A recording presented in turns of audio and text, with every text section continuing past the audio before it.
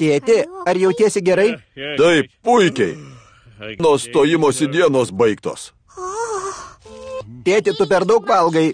Nerimauju dėl tavo sveikatos. Nenoriu tavęs netekti.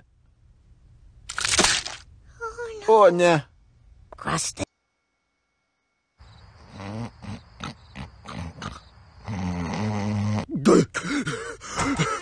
Mama, tėti. Taip, Liza. Ką? Aš klausiausi ir tėtis tekvėpavo net 5 minutės. Ar galiu mėgoti su jumis ir jį stebėti?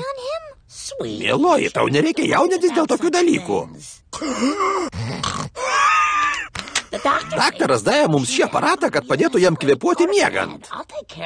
Grįžk į lovą, aš jau pasirūpinsiu. Negerai, ką man daryt? Kvėpuok, Homi! Kvėpuok! Kvėpuok, Homi!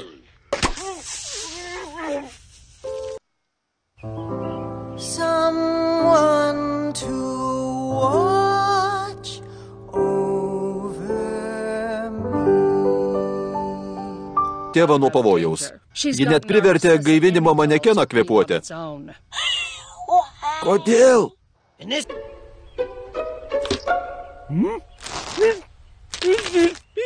Liza, ką tu darai? Vynioju tave į burbulinę plėvelę. Negaliu visada tave saugoti, taigi saugos ji. Bet Liza, mieloji, negali apsisaugoti nuo gyvenimo. Gal aš sulauksiu 100 metų, o gal ryt mane partrenks autobusas.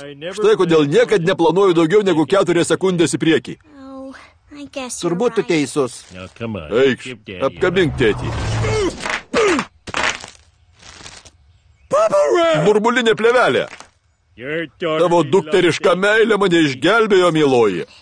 To ir norėjau, trupučio kontrolės. Reikėtų apsikeisti draudimo informaciją, aš neapsidraudęs. Aš irgi. Tada mūsų bendrovė ta pati susitars.